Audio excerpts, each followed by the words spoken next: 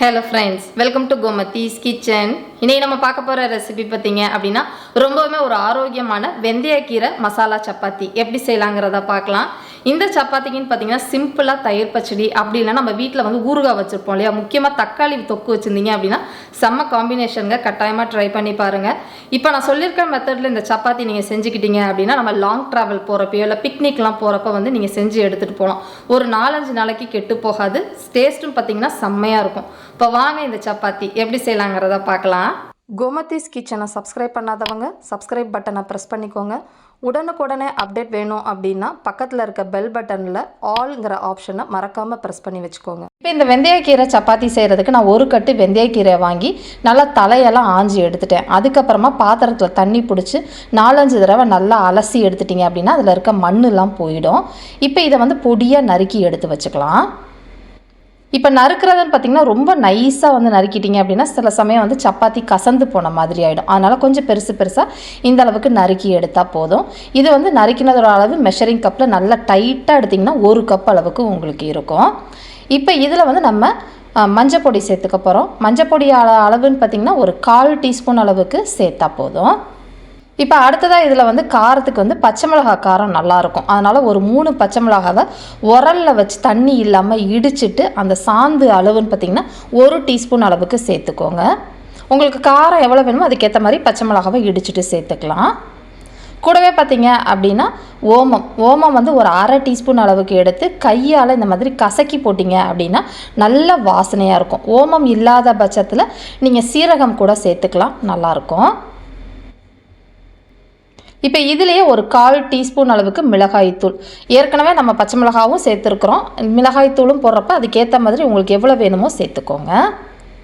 அடுத்ததாக இதில் சேர்க்க போகிறதுன்னு பார்த்திங்கன்னா மல்லிப்பொடி வந்து 1/2 டீஸ்பூன் அளவுக்கு சேர்த்துக்கோங்க, அதிகமாக போட வேண்டாம். இப்போ இதிலேயே வந்து சீரகப்பொடி ஒரு 1/2 டீஸ்பூன் அளவுக்கு மட்டும் சேர்த்துக்கோங்க, ஃப்ரெஷ்ஷாக பொடிச்சு சேர்த்துக்கோங்க. அடுத்ததாக கரம் மசாலா பொடி ஒரு 1/2 டீஸ்பூன் அளவுக்கு சேர்த்துக்கலாம். இதிலேயே இந்த மாவுக்கு தேவையான அளவு உப்பு 1 டீஸ்பூன் அளவுக்கு சேர்த்துக்கோங்க.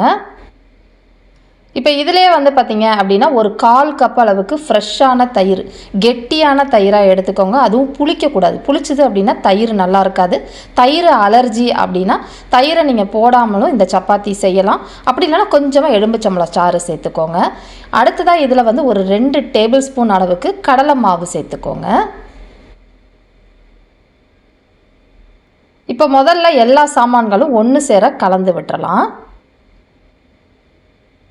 இப்போ பார்த்திங்கன்னா எல்லாமே நல்லா கலந்து இந்த அளவுக்கு வந்ததுக்கப்புறமா 3-4 கப்பு கோதுமை மாவு சேர்த்துக்கலாம். நீங்கள் வீட்டில் அரைச்சது இல்லை கடையில் வாங்கினது எது வேணால் சேர்த்துக்கோங்க.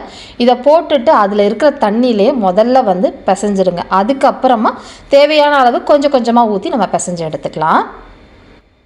இப்போ பார்த்திங்கன்னா கலந்துட்டேன். இப்போ இதில் வந்து ஒரு 1/2 டேபிள் ஸ்பூன் அளவுக்கு நல்லெண்ணெய் ஊற்றிக்கோங்க. நல்லெண்ணெய்க்கு பதிலாக நீங்கள் நெய் கூட சேர்த்துக்கலாம், இன்னும் நல்லா ருசியாக இருக்கும்.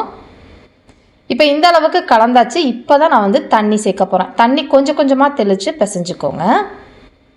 இப்போ எல்லாம் நல்லா கலந்து மாவு பார்த்திங்கன்னா நல்லா திக்காக இந்த அளவுக்கு பிசையணும். நீங்கள் எடுத்துகிறப்ப முதல்ல ரொம்ப சாஃப்டாக பிசைஞ்சிட்டிங்க அப்படின்னா கொஞ்சம் நேரம் ஆக தண்ணி விடுற மாதிரி இருக்கும். அதனால் நல்லா கெட்டியாக பிசைஞ்சிட்டு இதை ஒரு 10 நிமிஷத்துக்கு மூடி வச்சுடுங்க. 10 நிமிஷத்துக்கு அப்புறம் நம்ம சப்பாத்தி எப்படி செய்யலாங்கிறத பார்க்கலாம். இப்போ பார்த்திங்கன்னா ஒரு 10-15 நிமிஷமாகவே மாவு நல்லா ஊறிடுச்சு. முன்னைக்கு மாவு பார்த்திங்கன்னா இப்போ கொஞ்சம் தளர்த்தியாக இருக்கும். அதனால தான் நான் ஃபஸ்ட்டே கொஞ்சம் மாவை இறுக்கமாக பிசைய சொன்னேன். இப்போ எந்த சைஸில் நீங்கள் சப்பாத்தி போட போகிறீங்களோ அந்த சைஸுக்கு மாவு உருண்டைகளை உருட்டிக்கோங்க. இப்போ இந்த சப்பாத்தி திரட்டுறதுக்குன்னு பார்த்திங்கன்னா நம்ம மாவு போட்டு தான் திரட்ட போகிறோம், எண்ணெய் போட்டு நம்ம திரட்ட போகிறது கிடையாது. நார்மலாக எப்படி நம்ம சப்பாத்திக்கு தேய்ப்போமோ அதே மாதிரி கொஞ்சம் மெல்லிசாக உங்களுக்கு எந்த சைஸில் தேய்க்கணுமோ அதுக்கேற்ற மாதிரி தேய்ச்சி எடுத்துக்கோங்க.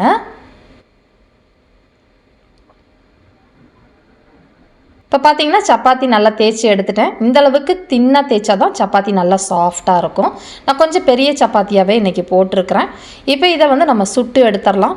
சுடுறதுக்கு கல் நல்லா காஞ்சதுக்கு அப்புறமா தாங்க சப்பாத்தி போடணும்.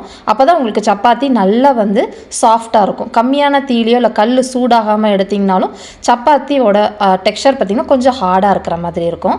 இதில் தேவையான எண்ணெய் கொஞ்சம் 2 சைடும் போட்டு நார்மலாக சப்பாத்தி நம்ம சுட்டு எடுக்கிற மாதிரியே எடுத்துடலாம். இப்போ பார்த்தீங்கன்னா நம்ம சப்பாத்தி நல்லா 2 சைடும் நல்லா செவந்து இந்த அளவுக்கு வெந்தா போதும். இப்போ எடுத்து வச்சுருங்க. இப்போ சப்பாத்தி பார்த்திங்கன்னா நல்லா சாஃப்டாக இந்த அளவுக்கு இருக்கும். சூடாகவும் சாப்பிட்லாம், ஆறி சாப்பிட்டாலும் செம்மையாக இருக்கும். நிறைய பேர் என்கிட்ட கேட்டிருந்தீங்க சப்பாத்தியை எப்படி ஸ்டோர் பண்ணணும் அப்படின்னு. இந்த சப்பாத்தி பார்த்திங்கன்னா 2-3 நாள் நீங்கள் ட்ராவலுக்கு கூட எடுத்துகிட்டு போகலாம், கெட்டு போகாது.